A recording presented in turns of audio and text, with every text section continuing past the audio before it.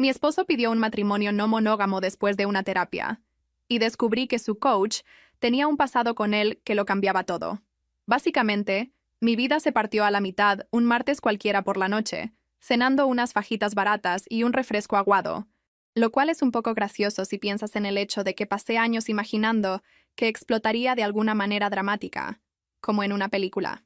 En lugar de eso, solo éramos mi esposo y yo en una mesa pegajosa de un restaurante ruidoso que olía a queso quemado, y él estaba dándole vueltas al hielo en su vaso, como si estuviera a punto de pedir más servilletas, no de detonar nuestro matrimonio. Recuerdo exactamente lo que traía puesto esa noche. Una blusa azul que siempre me hacía sentir que me veía más arreglada de lo que realmente estaba. Y todavía traía mi gafete de la clínica porque había salido corriendo directo del trabajo, y él me miró como si estuviera a punto de hacerme un favor en lugar de prenderme fuego por dentro. Respiró profundo y sonrió con esa sonrisa falsa y tranquila que había estado practicando desde que empezó sus sesiones con su coach de vida, y me dijo, de manera muy suave, que había estado haciendo mucho trabajo interno, y que por fin entendía que necesitaba una relación más expansiva y alineada con su verdadero yo. Y fue entonces cuando me di cuenta de que no solo iba a decir que quería el divorcio. Estaba a punto de pedirme algo peor. Antes de contarte exactamente qué me pidió, probablemente necesito retroceder un poco, porque nada de esto empezó con las fajitas. Trabajo como coordinadora administrativa en una clínica médica, lo que suena más elegante de lo que es.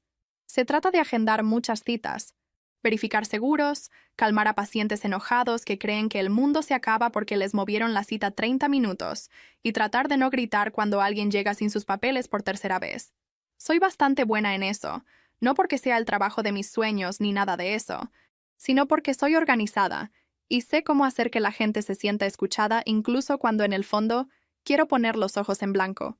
Mi esposo solía decir que esa era una de las cosas que le encantaban de mí, cómo podía entrar en un caos y de alguna manera hacer que todos se sintieran más tranquilos. Y yo solía creerle cuando decía eso, lo cual ahora es vergonzoso pero también un poco tierno si lo separo de todo lo que vino después. Llevábamos casados casi 5 años cuando decidió reinventarse. Al principio solo eran cosas pequeñas. Se inscribió en un taller en línea sobre desbloquear tu potencial y empezó a seguir a esta coach de vida en una aplicación de redes sociales, de esas donde todos publican frases sobre atardeceres. Decía que ella era diferente, que realmente entendía a la gente y no solo lanzaba frases inspiradoras al azar, y la verdad es que no me importó porque asumí que era una fase, igual que cuando se obsesionó con congelar licuados, y 2 semanas después se olvidó de que la licuadora existía. Solo que esta vez no se le pasó. Empezó a ir a sesiones presenciales con ella cada semana, luego 2 veces a la semana, y después se unió a un pequeño grupo de hombres que ella dirigía con un asistente que les mandaba notas de voz diarias sobre ser fuertes pero vulnerables y darle espacio a sus niños interiores o algo así. Al principio intenté apoyarlo. Digo, ¿quién soy yo para interponerme si mi esposo quiere ser más feliz o estar más alineado? Hasta fui a una de sus pláticas públicas.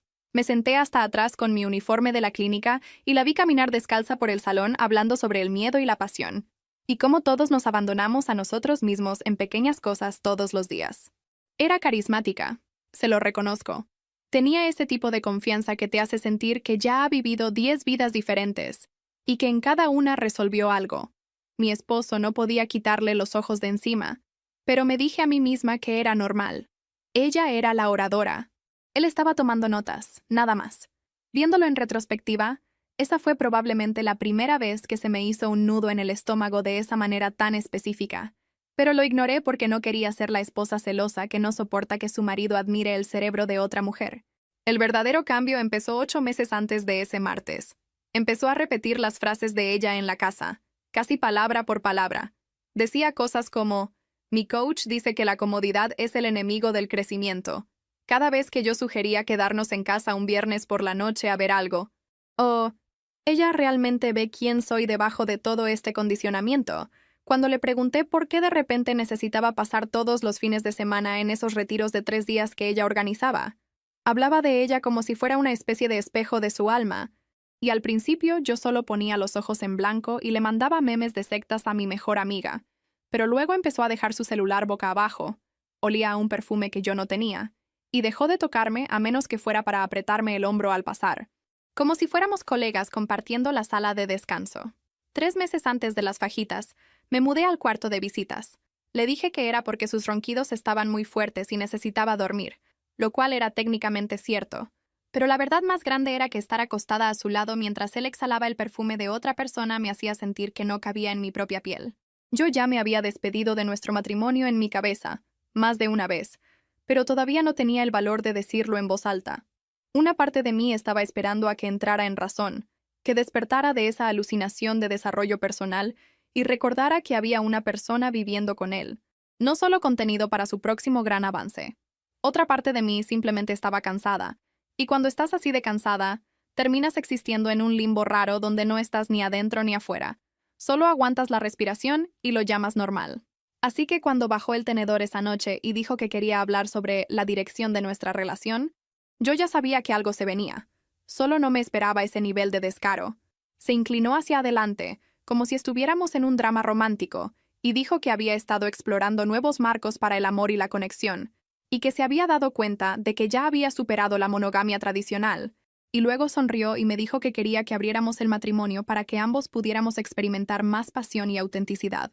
Porque aparentemente esto no se trataba de que él quisiera acostarse con otras personas, se trataba de mi crecimiento espiritual. De hecho, dijo que el coaching lo había ayudado a reconectarse con una parte de sí mismo que había enterrado desde la universidad, una parte que sabía cómo se sentía la verdadera pasión, y que quería que yo también experimentara eso, no solo comodidad. Recuerdo haberme quedado mirándolo y pensar, ¿lo dices en serio? ¿Estás citando a tu coach de vida mientras sugieres que yo acepte tranquilamente que me cambies como a un coche rentado? ¿Y de alguna manera crees que suenas iluminado? Le pregunté, lo más tranquila que pude, si este repentino deseo de apertura tenía algo que ver con una persona en específico que le manda notas de voz a altas horas de la noche, y me juró y perjuró que no se trataba de nadie en particular, que se trataba de una energía que había estado reprimiendo y que ya no quería reprimir. Dijo que su coach solo lo estaba ayudando a recordar lo que era sentirse verdaderamente vivo, que ella le recordaba quién era cuando estaba en la escuela y no estaba abrumado por las expectativas, y que el hecho de que me estuviera planteando esto era una señal de respeto porque no quería ser infiel. Y sí, realmente dijo eso, como si pedirle permiso a tu esposa para detonar emocionalmente su vida fuera de alguna manera respetuoso. No le armé un escándalo ahí mismo, aunque una parte de mí quería tirarle la bebida en la cara como en una telenovela. En lugar de eso, me quedé sentada ahí, con las manos temblando debajo de la mesa, y sonreí con esa forma automática que había perfeccionado con los pacientes difíciles, y le dije que necesitaba tiempo para pensarlo. Se vio aliviado, como si acabara de cerrar una negociación con éxito, y pagó la cuenta con nuestra tarjeta mancomunada sin siquiera mirarme mientras firmaba el recibo. El camino a casa fue silencioso, pero dentro de mi cabeza había mucho ruido. Este bucle constante de «se acabó. Esta es la gota que derramó el vaso. Nunca vas a recuperar a la versión de él que realmente te veía». Esa noche me acosté en la cama de visitas mirando el ventilador del techo, y algo dentro de mí finalmente se rompió, pero no de la forma dramática y a gritos que siempre imaginé. Fue más bien como una decisión fría que encajó en su lugar. No podía evitar que persiguiera lo que fuera que creía estar persiguiendo con esa mujer y sus talleres y su sanación del niño interior, pero sí podía evitar quedarme ahí sentada esperando a que me eligiera. Así que a la mañana siguiente, antes de que pudiera arrepentirme, llamé a una abogada durante mi hora de comida. Busqué en Google Derecho Familiar en mi ciudad, le di clic al primer resultado que no se veía aterrador, y le dije a la mujer que contestó que creía que mi esposo estaba a punto de destruir nuestro matrimonio en nombre del crecimiento personal, y que necesitaba conocer mis opciones. La abogada fue tranquila, de esa forma en que se pone la gente cuando está acostumbrada a ver cómo se desmoronan las vidas antes del mediodía. Me hizo preguntas sobre cuánto tiempo llevábamos casados, si teníamos hijos, no teníamos, cómo era nuestra situación financiera y si había habido algún tipo de abuso físico. No lo había. Solo el tipo de negligencia emocional, que no deja moretones pero sí marcas. Me explicó cómo funcionaba el divorcio en nuestro estado, los periodos de espera, cómo se manejaba generalmente la división de bienes, y me dijo muy claramente que abriera mi propia cuenta bancaria y me asegurara de saber exactamente cuánto dinero teníamos. Me dijo, no tienes que decirle sobre esta llamada todavía, pero sí necesitas empezar a protegerte. Y escuchar eso de alguien que no me conocía hizo que se sintiera menos como una traición y más como supervivencia. Así que eso fue lo que hice. Fui a un banco cercano después del trabajo y abrí una cuenta de cheques personal, con las manos todavía temblando, mientras firmaba los papeles. Transferí la mitad de nuestros ahorros de emergencia ese mismo día, lo suficiente para no quedarme completamente en la calle, si de repente él decidía mudarse y dejarme con la renta y los gastos. Tomé capturas de pantalla de nuestras cuentas conjuntas, imprimí los estados de cuenta del último año, busqué declaraciones de impuestos viejas y metí todo en un folder normal que escondí debajo de un montón de manuales aburridos de capacitación de la clínica en la oficina de la casa. Fue el acto más práctico de autorrespeto que había hecho en años, y lo hice con el corazón a 1000 por hora porque todavía no podía creer que realmente me estuviera preparando para dejar al hombre con el que alguna vez pensé que envejecería. En el camino a casa esa noche, me quedé esperando a que me llegara algún gran sentimiento de película, como alivio o empoderamiento o lo que sea de lo que siempre hablan esos podcasts de autoayuda. En lugar de eso, solo me sentí cansada. Me quedé sentada en mi coche en el estacionamiento por un buen rato con el motor apagado y las manos en el volante, escuchando los ruiditos que hace cuando se enfría. Pensé en la versión de nosotros que existía cuando nos casamos, esa en la que estábamos sin dinero, pero igual nos agarrábamos de la mano en la fila del súper, y nos reíamos de cómo algún día contaríamos esta historia cuando las cosas mejoraran. Me cayó el 20 de que nunca habría un final perfecto para esto, ningún momento en el que diría, por eso pasó todo. A veces las cosas simplemente se desmoronan en cámara lenta, y lo más valiente que puedes hacer es firmar tu nombre en silencio en unos papeles y decidir que ya no vas a seguir desangrándote en la oscuridad. Mientras escarbaba en el archivero de la oficina buscando los formularios de impuestos, encontré un folder que no reconocí al principio. Estaba etiquetado con su letra Clase del 2018, y estaba metido detrás de unos papeles viejos como si lo hubieran empujado ahí con prisa. Lo abrí esperando tal vez algunos certificados al azar o un horario, pero lo que encontré fue una foto brillante de él en su graduación, más joven y un poco más flaco, con el brazo alrededor de una mujer cuya cara reconocí, a pesar de los años que habían pasado entre la foto y el presente. Estaba riéndose, recargada en él como si perteneciera a ese lugar, y en la parte de atrás de la foto, con la letra de él, decía, Día de graduación con A. La inicial era la misma que el nombre de su coach. Me quedé ahí parada en la oficina con esa foto en la mano y un zumbido raro en los oídos. No es que nunca hubiera considerado que tal vez eran más que coach y cliente, pero verla así, más joven, abrazada a él en un día que obviamente era importante para él, hizo que se me revolviera el estómago de una forma completamente diferente. Esta no era una mujer cualquiera que había conocido en un taller hace 9 meses. Era alguien con quien tenía historia, alguien a quien había decidido no mencionar en todos los años que llevábamos juntos. Volví a meter la foto en el folder. Luego la saqué de nuevo y finalmente la metí en una bolsa lateral de mi cartera, porque una parte de mí ya sabía que iba a importar más adelante, aunque todavía no supiera cómo. Una semana después de encontrar la foto, me inscribí en una clase de pilates. Una semana después de eso, volví con mi abogada y firmé oficialmente los papeles del divorcio. No le dije a mi esposo, solo dejé que siguiera hablando de apertura y crecimiento mientras yo construía en silencio mi salida. Eso probablemente suene muy al azar en medio de todo esto, pero honestamente fue lo único que evitó que cayera en una espiral por completo. Llevaba un tiempo sintiendo que mi cuerpo le pertenecía a alguien más, como si yo fuera solo una lista de tareas andante con uniforme médico, y necesitaba algo que fuera solo mío, algo que me hiciera sentir que todavía había una persona dentro de todo ese pánico.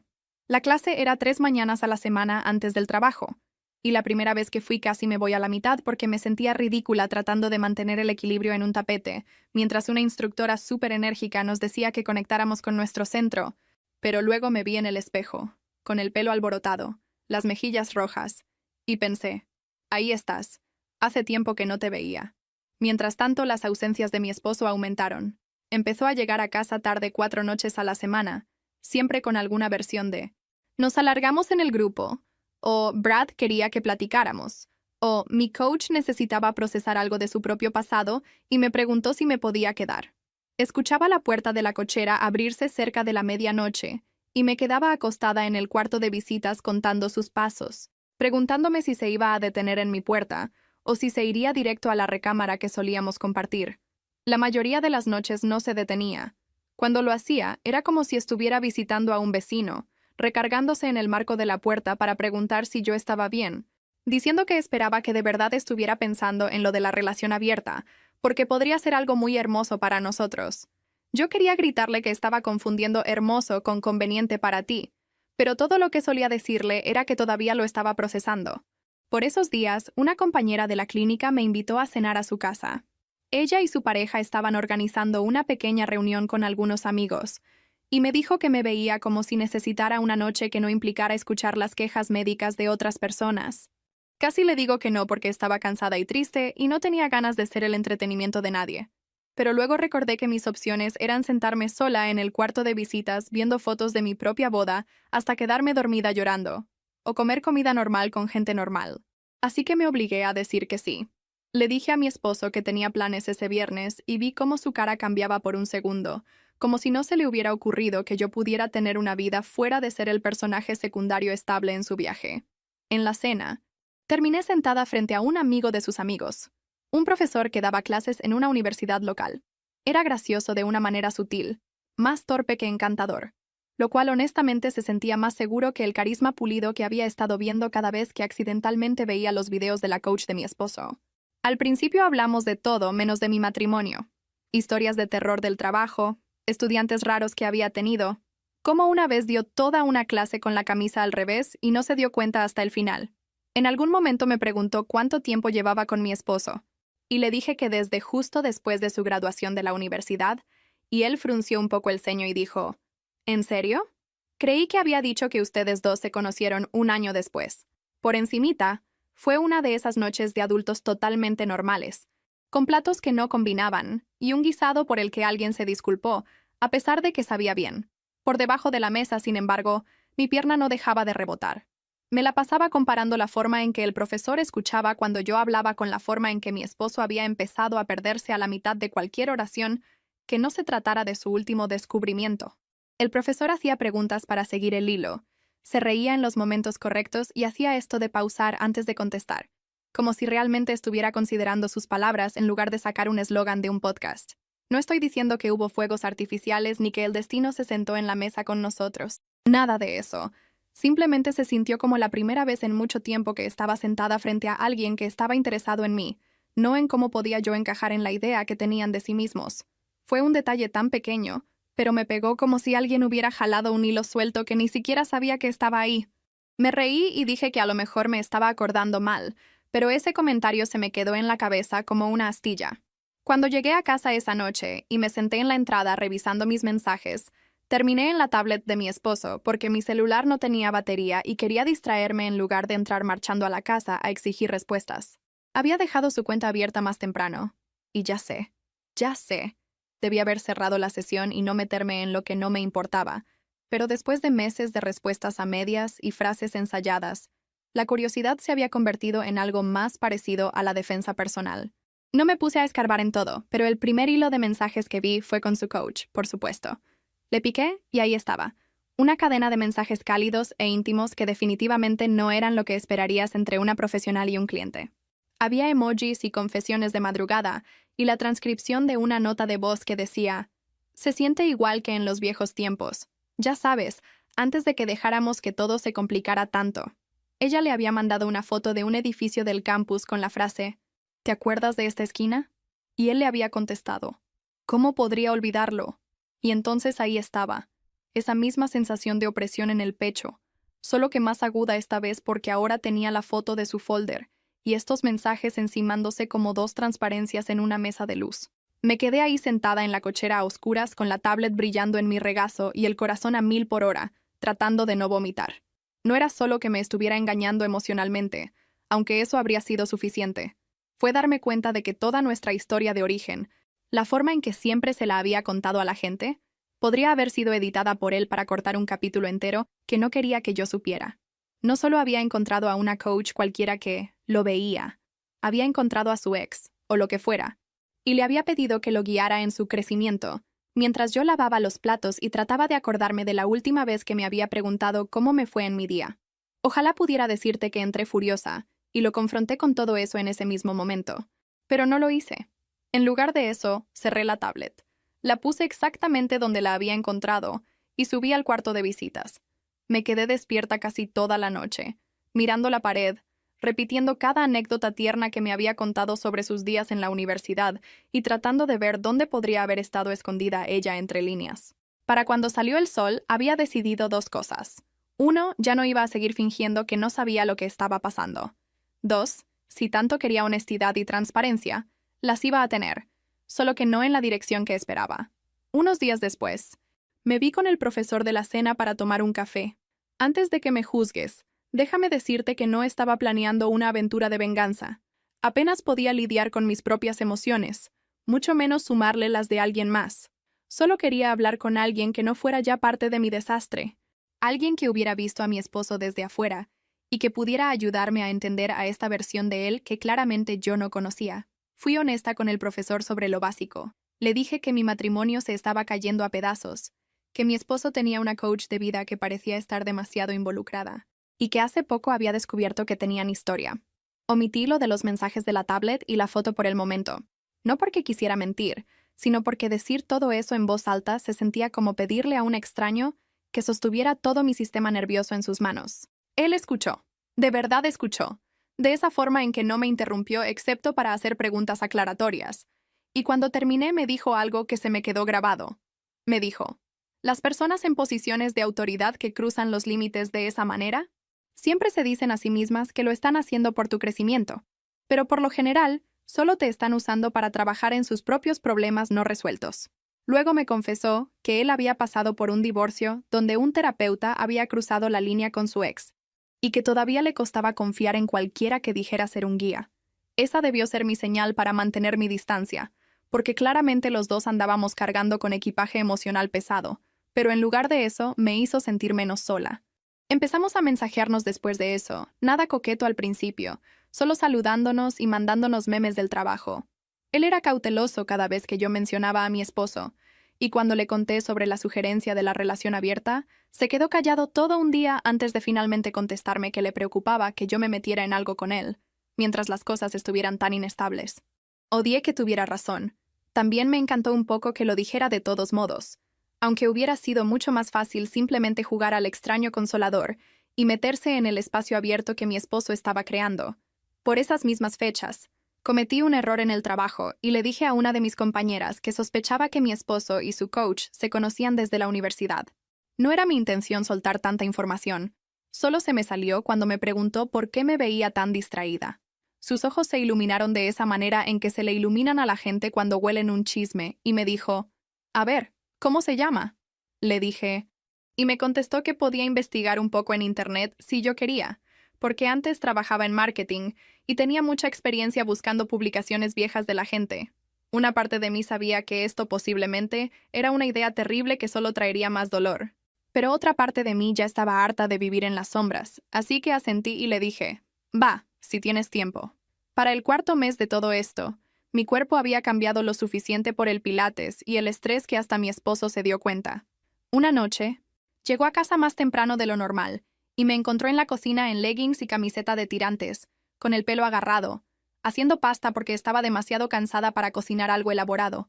Me miró de arriba abajo de una forma en la que no lo había hecho en meses y dijo, «¡Guau, te ves diferente!». Yo le dije, «¿Diferente cómo?». Y me contestó, «No sé, solo más fuerte, supongo».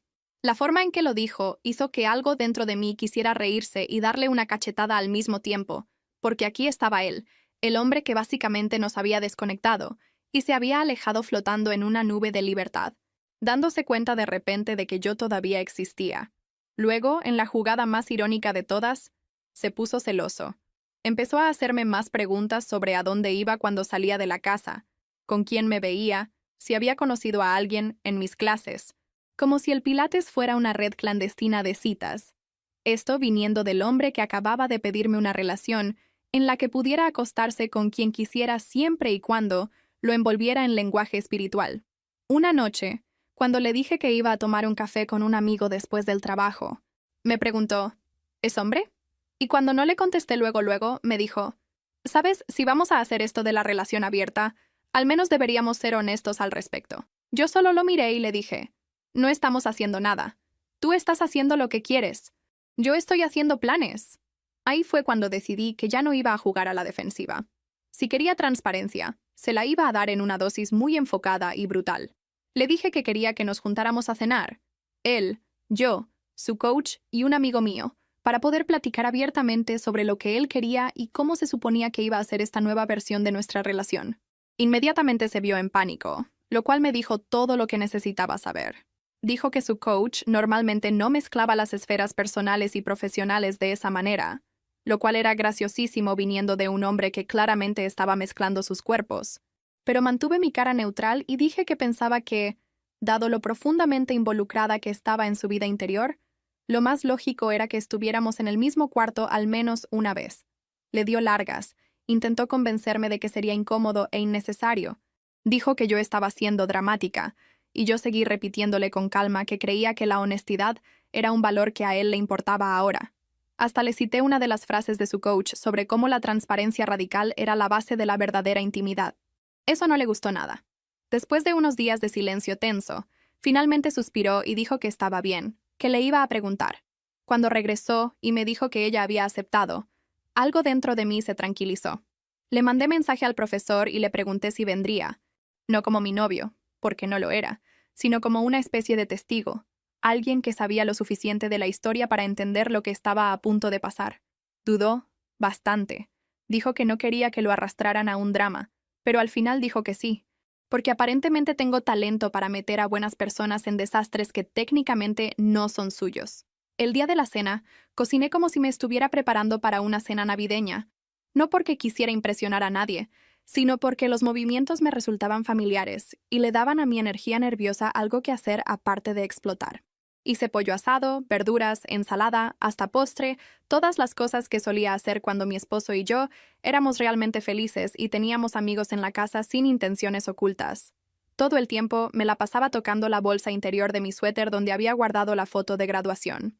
Solo saber que estaba ahí me hacía sentir menos loca, como si no estuviera entrando a esto armada solo con vibras y sospechas. Me detenía en medio de picar o revolver porque mi cerebro pasaba por todas las versiones posibles de cómo podría salir la noche. En una versión, ella negaba todo y me hacía quedar como una loca. En otra, admitía todo y se iban juntos, dejándome con el fregadero lleno de platos y una vida que no reconocía. También estaba la versión pequeña y ridícula en la que él rompía a llorar y me suplicaba perdón, pero ni siquiera en mi imaginación lograba que esa se sintiera real. Revisé los lugares en la mesa como 5 veces, moviendo las sillas como si eso de alguna manera fuera a cambiar la geometría emocional de la situación. Hasta limpié el baño de visitas, que nadie usaba nunca, porque de alguna manera la idea de que ella juzgara mi jabón de manos se sentía como la última humillación que yo podía controlar. El profesor llegó primero, con una botella de vino y viéndose como si quisiera teletransportarse fuera de su propio cuerpo. Llevaba una camisa sencilla y pantalones de mezclilla, nada elegante, lo cual agradecí porque hizo que todo el asunto se sintiera menos como un reality show armado. Platicamos un rato en la cocina hasta que mi esposo bajó las escaleras con una camisa que era demasiado formal para la ocasión, como si fuera a una entrevista de trabajo en lugar de a una confrontación. Le temblaban las manos y no dejaba de acomodarse el cuello de la camisa, lo que me dijo que este no era, de hecho, el hombre seguro e iluminado que fingía ser en sus chats grupales. Entonces llegó ella. La coach entró como si fuera la dueña del lugar, lo cual, hablando emocionalmente, casi lo era en ese momento. Primero abrazó a mi esposo, pegando su cuerpo contra el de él de una manera que habría sido inapropiada incluso si ella de verdad solo hubiera sido su coach. Y luego se volteó hacia mí con una sonrisa amplia y abierta. «Tú debes ser Keira», me dijo, como si no llevara casi un año viviendo gratis en mi matrimonio. Le di la mano y le dije, «Gracias por venir», que fue probablemente la oración más contenida que he dicho en toda mi vida. Echó un vistazo a la casa, a las fotos en las paredes, al sillón que habíamos escogido juntos, y luego sus ojos se clavaron en la foto de nuestra boda. Se rió con una risita y le dijo a mi esposo, «Te veías casi tan guapo ahí como en tu graduación». Y les juro que el ambiente en el cuarto cambió. Siguió hablando, mencionando una banda vieja que a él le encantaba, haciendo un comentario sobre cómo le sorprendía que no hubiera enmarcado ese póster de su cuarto de la universidad. Y cada oración era otra pequeña prueba de que no se habían conocido en un taller cualquiera el año pasado. Habían vivido temporadas enteras de sus vidas juntos antes de que yo siquiera supiera su nombre. Nos sentamos a comer, y durante los primeros minutos todos fingieron que esto era normal. La coach se arrancó con uno de sus discursos sobre la libertad y las relaciones conscientes, hablando de cómo la monogamia es una construcción social, y de cómo algunas personas simplemente están hechas para amar de manera más expansiva. Mi esposo asentía como un muñeco de esos que mueven la cabeza, metiendo de vez en cuando sus propios comentarios sobre cómo había estado haciendo el trabajo y confrontando su miedo. El profesor se quedó callado casi todo el tiempo, dándole sorbitos a su bebida y viendo la dinámica como si estuviera observando una especie rara. Yo escuché, sonreí, le rellené las copas a la gente y esperé. En algún momento empezó a describir cómo había evolucionado su relación de coaching, cómo él había acudido a ella sintiéndose estancado y entumecido, cómo ella había visto en él la chispa que le recordaba al chico que conoció hace años. Se frenó en esa última parte, pero ya lo había dicho. Solté el tenedor, metí la mano en mi suéter y saqué la foto. La puse en el centro de la mesa, boca arriba, y vi cómo se les iba el color de la cara a los dos al mismo tiempo. ¿Quieres intentar esa parte de nuevo?, pregunté, con la voz raramente tranquila. O mejor solo admitimos que todos hemos estado contando versiones diferentes de la misma historia. Por un segundo, nadie se movió. Luego mi esposo estiró la mano hacia la foto como si pudiera borrarla por arte de magia, pero yo le puse la mano encima a la suya y le dije, déjala. Miré a la coach y le dije, tú y yo nunca hemos tenido una conversación de verdad.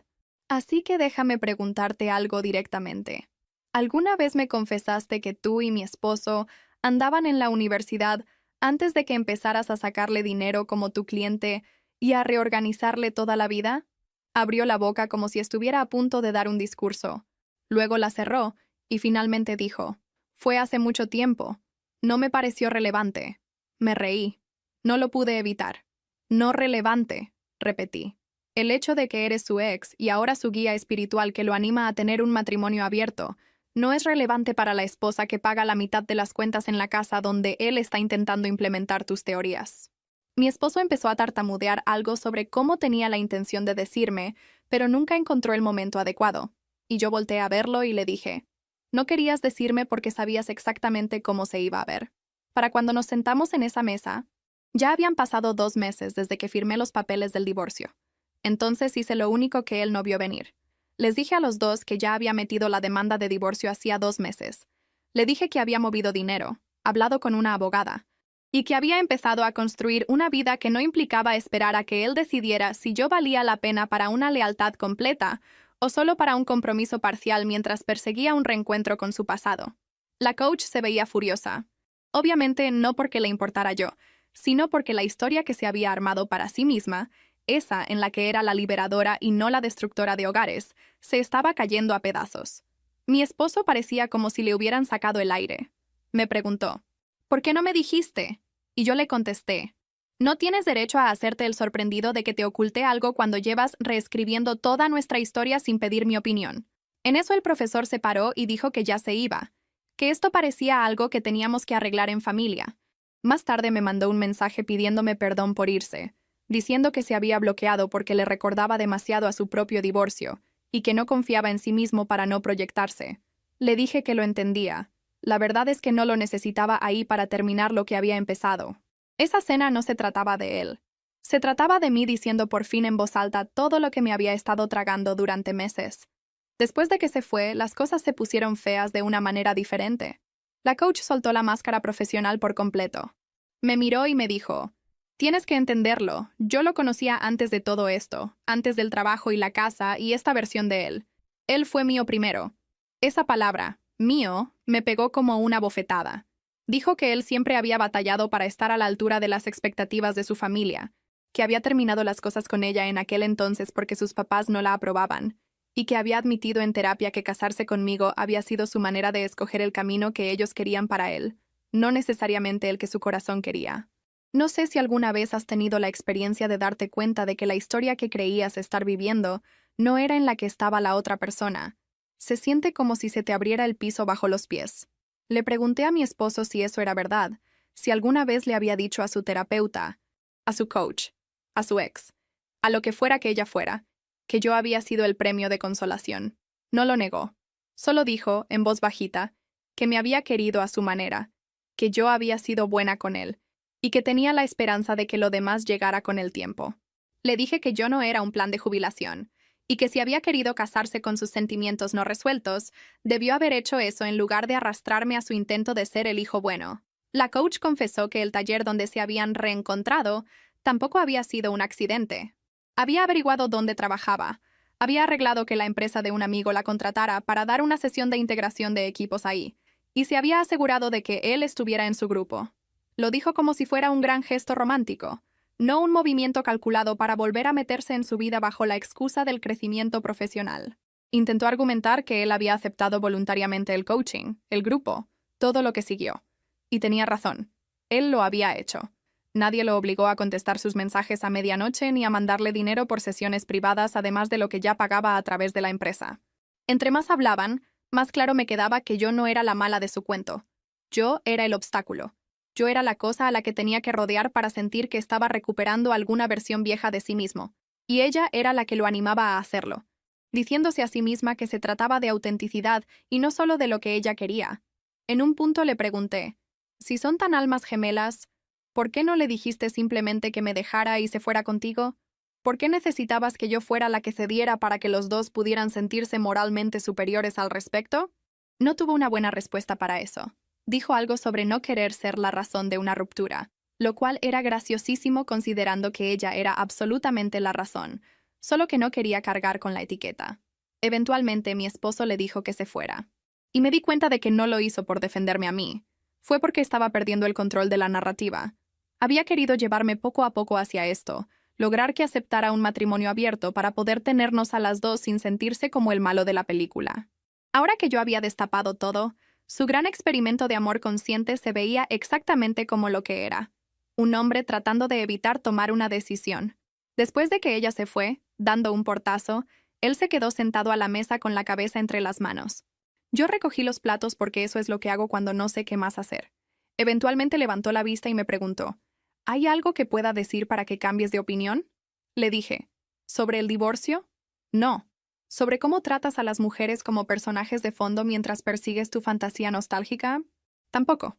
Dijo que nunca había tenido la intención de lastimarme así, que es el tipo de frase que dice la gente cuando no ha pensado en el dolor de nadie más que en el suyo, hasta que llegan las consecuencias. Un par de días después, mi compañera de trabajo me mandó un mensaje para ver si nos podíamos ver después del trabajo. Le agradecí, de verdad, por preocuparse lo suficiente como para escarbar, cuando a mí me había dado demasiado miedo buscar por mi cuenta. Me dijo que había encontrado algo y que no me lo quería mandar por mensaje. Nos sentamos en su coche afuera de la clínica, y me enseñó capturas de pantalla de publicaciones viejas de su cuenta en otra red social, de esas que casi ya no usa. Hace años, por la época en que debió estarse graduando, había publicado sobre esta mujer, llamándola el amor de su vida, hablando de cómo a veces el amor no es suficiente cuando todos esperan que sigas un camino determinado. La última publicación antes de que empezara nuestra relación era él diciendo que estaba escogiendo la estabilidad, que a veces tienes que soltar un amor salvaje por algo más sólido. Leer esas palabras se sintió como si alguien me pusiera la cara frente a un espejo que había estado evitando durante años. No era solo que yo no hubiera sido su primera opción, era que básicamente había escrito todo un ensayo sobre escoger la opción sensata por encima de la persona que realmente quería, y yo nunca había leído las letras chiquitas. Lloré en el coche de mi amiga por un buen rato después de eso, no el tipo de llanto dramático que ves en las películas, sino del tipo silencioso y exhausto en el que te duele el pecho, te arden los ojos y te sientes estúpida por haberte sorprendido. Fue como si todas las pequeñas dudas que había hecho a un lado a lo largo de los años por fin se hubieran alineado para formar una oración que ya no podía dejar de ver. Cuando le conté a mi abogada lo del dinero, se puso todavía más seria de lo normal. Había transferencias de nuestras cuentas mancomunadas al negocio de su coach por consultas, que no cuadraban con las sesiones de las que me había hablado, además de varios cargos grandes en restaurantes en noches en las que él afirmaba haber estado en reuniones tarde con el grupo. Me explicó lo que podía y no podía considerarse despilfarro marital en nuestro estado, y empezamos el papeleo para asegurarnos de que no pudiera simplemente vaciarlo todo antes de que el divorcio fuera definitivo. No fue ningún gran drama de juzgado, ni nos pusimos a gritar frente a un juez. Solo fueron formatos y fechas y esta marcha constante hacia el final oficial de algo que emocionalmente ya había terminado meses atrás. En la casa, las cosas estaban raramente silenciosas. Dejó de presionar con la idea del matrimonio abierto, tal vez porque la ilusión ya había explotado, o tal vez porque su coach había desaparecido del mapa. Un día le encontré en la chamarra el recibo de una cena cara, fechado 2 noches después de la confrontación. Cuando le pregunté dónde había estado esa noche, me dijo que se había ido a ver con unos chavos del grupo. Le dije, ¿y los chavos del grupo empezaron a usar perfume y a pedir postre para compartir? Y no me contestó. Dormíamos en cuartos separados, caminando de puntitas alrededor del otro, como roomies que acaban de tener una pelea gigante y estaban esperando a que se acabara el contrato de renta. Me seguí viendo con el profesor, pero menos seguido.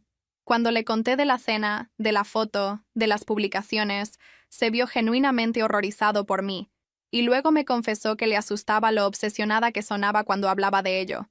No obsesionada de querer regresar con mi esposo, sino obsesionada con encontrarle el sentido a cada uno de los detalles. Dijo que entendía por qué, que él había hecho lo mismo cuando su ex lo dejó por su terapeuta, pero que no quería ser lo siguiente a lo que yo le colgara todas mis esperanzas. Dolió escuchar eso, más que nada porque tenía razón. Acordamos bajarle el ritmo y no ponerle etiqueta a lo que fuera que estuviera pasando entre nosotros.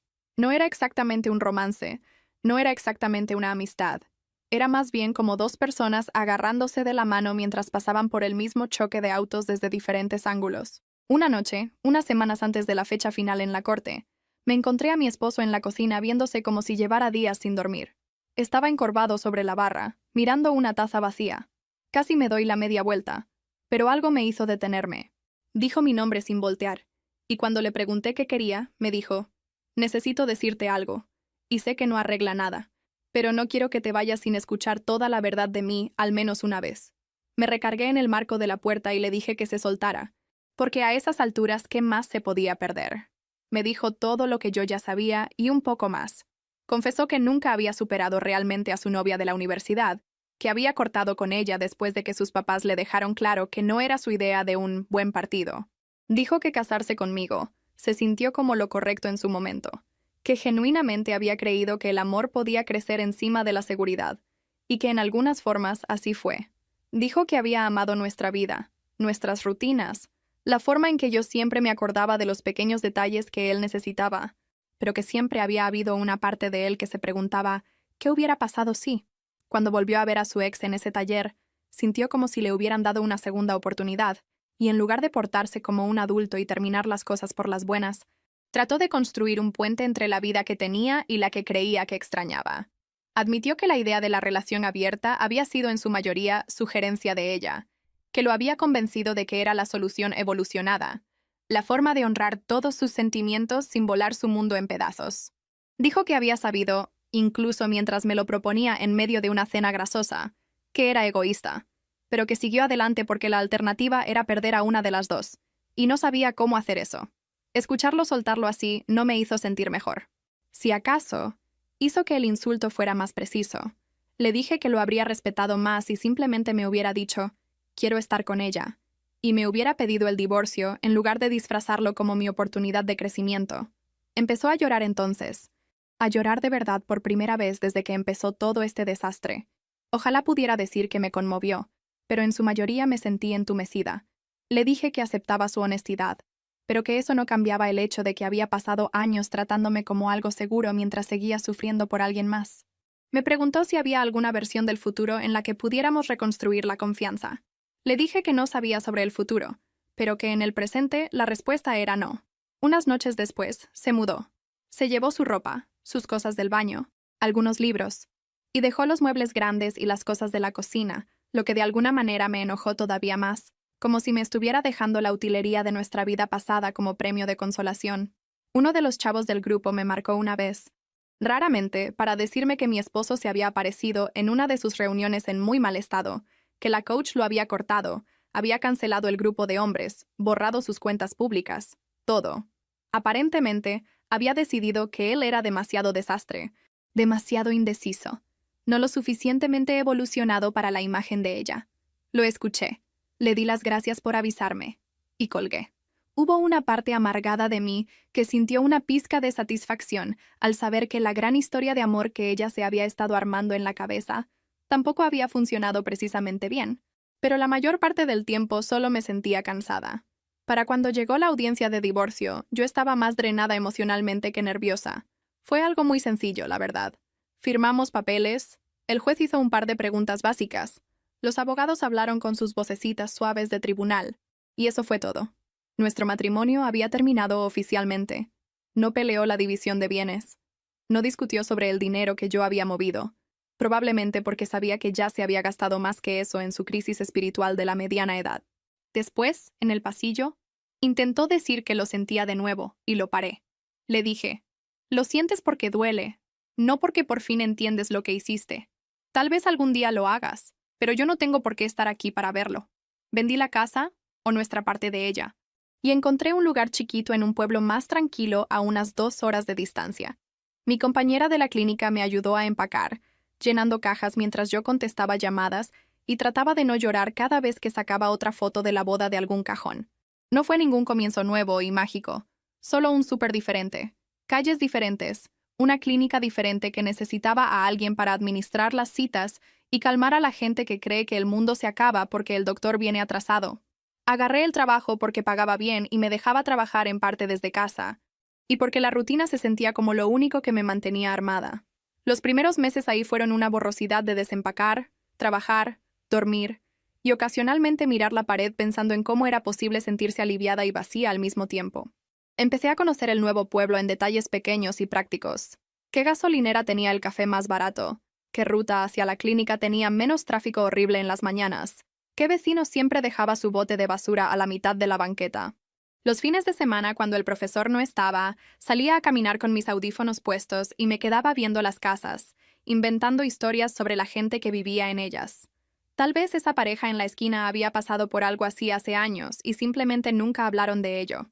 Tal vez la mujer a 2 casas de distancia también había empacado alguna vez su vida en cajas que no combinaban porque por fin se dio cuenta de que era la única peleando para que todo no se cayera a pedazos. Suena dramático cuando lo digo en voz alta, pero cuando estás reconstruyendo desde cero, tu cerebro se agarra de cualquier pedacito de prueba de que otras personas han sobrevivido a cosas peores y han seguido adelante. El profesor vino de visita algunos fines de semana. En algún punto entre la segunda y la tercera visita, dejamos de fingir que solo estábamos tomando café y platicando. No fue ningún gran momento romántico. Los dos estábamos demasiado agotados y lastimados para eso. Fue más bien como 2 personas buscándose en la oscuridad, porque estar solos se sentía peor que arriesgarse a más dolor. Intentamos ver si lo que fuera que hubiera entre nosotros podía ser algo más en una vida que no estuviera constantemente en llamas. A veces se sentía fácil, como si solo fuéramos 2 personas que se caían bien y disfrutaban platicar. Otras veces, las sombras de nuestros pasados se sentaban en la mesa con nosotros y no se callaban. Él se encogía si yo levantaba la voz, aunque fuera un poquito. Yo entraba en espiral cuando él necesitaba su espacio y no contestaba un mensaje luego. Nos peleábamos por tonterías y luego nos pedíamos perdón en exceso, porque ninguno de los dos quería ser el que detonara el trauma del otro. Era un desastre. Y honestamente, eso hacía que se sintiera más real que la perfección editada que la coach de mi ex siempre había predicado. Entonces me enteré que estaba embarazada. Ya se me había atrasado la regla una vez, por el estrés, así que al principio no le di mucha importancia. Pero cuando me empezó a doler el pecho y a sentir asco todas las mañanas durante una semana, compré una prueba en la farmacia y me la hice en mi bañito, esperando completamente que saliera negativa para poder volver a buscar en Google viajes de fin de semana a la playa que probablemente nunca tomaría. Cuando apareció la rayita, me senté en la orilla de la tina con el palito en la mano y dije en voz alta, «Me estás jodiendo». Le marqué mientras seguía sentada en el piso del baño. Contestó al segundo tono y ni siquiera le dije hola. Solo le solté de golpe. «Estoy embarazada». Y luego me puse a llorar antes de que pudiera contestar. Manejó las 2 horas hasta mi casa esa noche y apareció en mi puerta con despensa y una cara de terror como si le acabaran de decir que estaba a punto de ir a la guerra. No estoy orgullosa de esa primera reacción, pero prometí que sería honesta. El profesor tomó la noticia mejor que yo, al menos por encimita. Dijo que lo resolveríamos, que no teníamos que apresurarnos a tomar decisiones sobre nosotros, que el bebé no tenía por qué significar que de repente éramos la familia perfecta, pero que necesitábamos ser responsables. Agradecí su honestidad, incluso cuando me hizo enojar. Una parte de mí quería que dijera, «Te amo, nosotros podemos con esto, todo va a salir bien», aunque fuera mentira. Otra parte de mí había aprendido a la mala lo que pasa cuando construyes tu vida sobre las fantasías de alguien más, en lugar de sobre la realidad de la que realmente son capaces. El embarazo es raro incluso cuando estás en una relación estable. En mi situación, sentía como si mi cuerpo estuviera cargando tanto con un nuevo comienzo como con el eco de cada mala decisión que había tomado. Había días en los que me ponía la mano en la panza y sentía de golpe un instinto protector, como pensando, pase lo que pase, ahora eres mi persona. Otros días, Me quedaba viendo mi reflejo y pensaba en todas las formas en las que podría arruinarle la vida a esta niña si no sanaba al menos parte de mi propio daño. Empecé a ir con una terapeuta. Una de verdad esta vez, con credenciales reales y límites claros. No me daba frases inspiradoras. Me hacía preguntas que no quería contestar y me dejaba tarea que no quería hacer. Y despacito, dolorosamente, eso ayudó. Me había enterado por contactos en común que él se había regresado a su ciudad, más cerca de sus papás. La gente decía que ahora sí estaba yendo a terapia de verdad.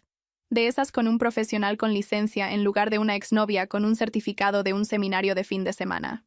Alguien mencionó que había renunciado a su antiguo trabajo y estaba trabajando para el negocio de su papá, lo que para mí se sintió como la máxima ironía.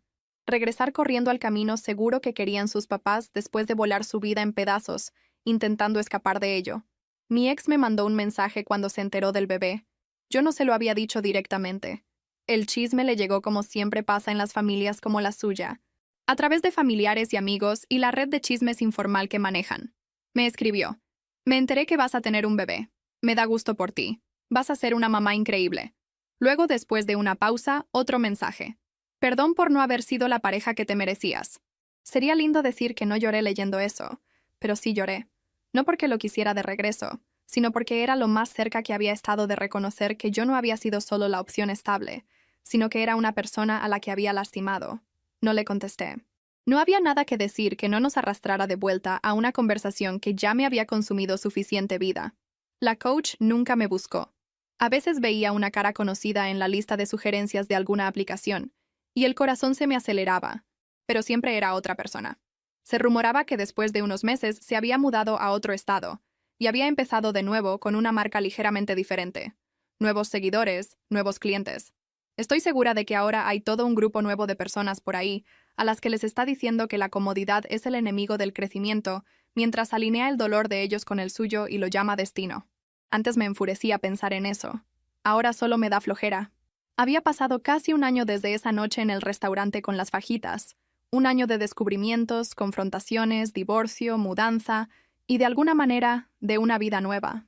Mi hija nació en un día frío de invierno. El parto fue largo, caótico y para nada como esas historias serenas que la gente publica en internet. El profesor estuvo ahí, agarrándome de la mano, viéndose tan aterrado como me sentía yo. Cuando por fin me la pusieron en el pecho, era chiquita y ruidosa y absolutamente perfecta de esa manera que da miedo, donde de repente te das cuenta de que eres responsable de la vida de todo un ser humano. Le puse el nombre de mi abuela, la única persona en mi familia que me había demostrado alguna vez cómo se veía en realidad el apoyo incondicional. Cuando dije su nombre en voz alta por primera vez, sentí que algo adentro de mí se acomodaba de una manera que nada más lo había hecho en meses. Las noches después de regresar del hospital fueron una borrosidad de darle de comer y llorar y de que se me olvidara dónde había dejado el celular cada 10 minutos. Hubo momentos a las 3 de la mañana en los que me sentaba en el sillón con ella en el pecho, con las caricaturas en silencio de fondo, y pensaba: esto es todo. Esta es la parte para la que nadie te puede preparar realmente. No solo el cansancio, sino la forma en que tu cerebro intenta seguir ejecutando sus viejos programas mientras toda tu vida ha sido reorganizada en silencio alrededor de esta personita. A veces me cachaba preguntándome qué estaría haciendo mi ex en esos momentos exactos. ¿Estaría durmiendo toda la noche en casa de sus papás, fingiendo que no había estado a punto de arruinar 3 vidas porque no podía soltar su pasado? ¿Estaría la coach en algún otro estado diciéndole a un cuarto lleno de gente que necesitaban confiar en sus deseos, mientras convenientemente se saltaba la parte en la que esos deseos podrían caer sobre el matrimonio de otra persona? Era algo inmaduro, lo sé, pero esos pensamientos aparecían entre cambios de pañales y lavadas de biberones, sin importar si los invitaba o no. Ser mamá no curó mágicamente todas mis heridas. Todavía había cosas que me detonaban. Todavía tenía días en los que resentía a todos los que alguna vez me habían mentido. Todavía tenía momentos en los que me sorprendía a mí misma con ganas de revisar los perfiles de mi ex nada más para ver si se veía lo suficientemente miserable. Pero cargar a mi hija me dio un tipo diferente de ancla. Hizo que todo el trabajo sobre poner límites se sintiera menos teórico. Cuando tienes a una personita observándote, incluso antes de que entiendan el idioma, empiezas a pensar en qué ejemplo les estás dando cuando dejas que alguien te trate como una opción. No quiero decir que de repente me convertí en una guerrera feroz que nunca duda de sí misma. Todavía dudo de las cosas. todavía pienso demasiado. Solo tengo menos tolerancia ahora para las historias que me obligan a hacerme chiquita. El profesor y yo seguimos resolviendo lo nuestro.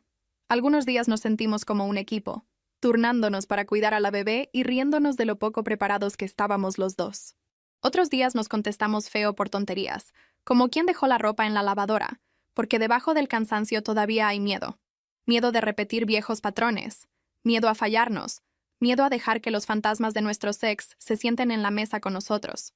Hablamos mucho de eso, probablemente más que la mayoría de las parejas. La terapia también ayuda con eso. No somos el final de un cuento de hadas. Solo dos personas tratando de no salir corriendo cuando la intimidad se siente como entrar a un cuarto donde todas las luces están prendidas. A veces, tarde en la noche, cuando la bebé por fin se duerme y la casa está demasiado silenciosa, pienso en mi vida pasada como si le perteneciera a alguien más.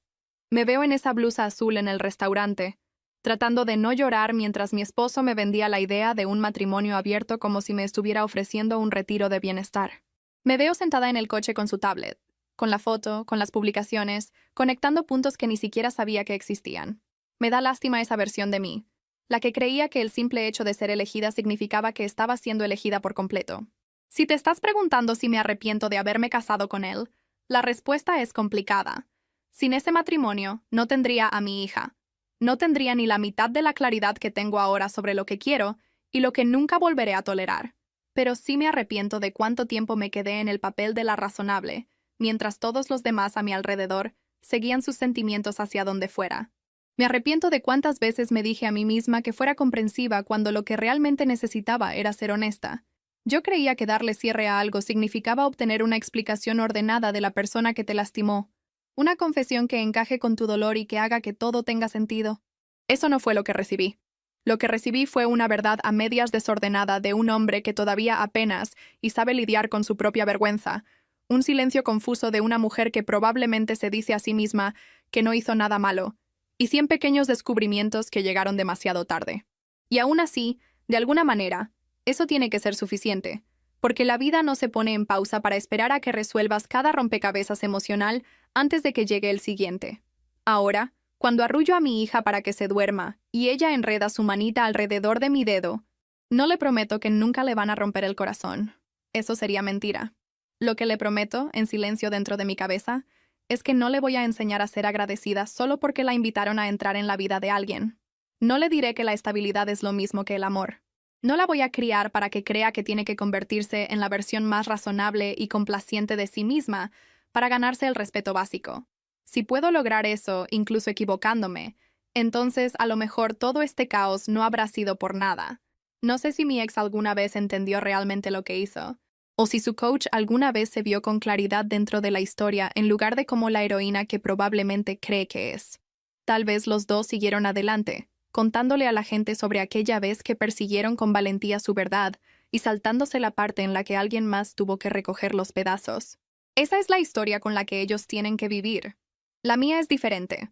La mía es la historia de cómo por fin dejé de ser el punto medio entre el pasado de alguien y la fantasía de alguien más, y empecé a ser la protagonista de mi propia vida, incluso cuando me daba terror, incluso cuando significaba volver a empezar con una bebé en la cadera y sin ninguna garantía de que esta versión de la historia termine bonito.